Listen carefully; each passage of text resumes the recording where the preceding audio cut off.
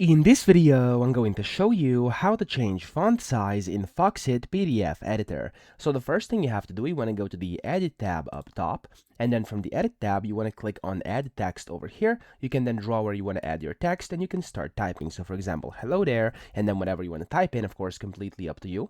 And then you want to highlight this text. You want to click on this arrow at the far right over here in case it's not showing like this for you, and it's going to pop up this format box. Now, in here, you can then select your font size. So here, click on this drop down and select the size of it. And of course, you could also type in your own size, for example, 30, press enter, and there we go. It's going to get applied. So that's the first way to actually change your font size in case you are writing it yourself. However, if you are not doing this, and if you're just trying to change the font size, for example, of a pre-written text in a PDF, you could do that too. You first want to go to edit up top, and you want to go to edit text over here, and then these rectangles will appear over text. Simply go ahead and of course select the text, and then again open up this right hand panel here where it says format, and then just change your font size to whatever you want it to be, and that's going to actually change it as well. So that's how to do it. I hope this video helped you out. If it did, please subscribe to the channel and help me out as well.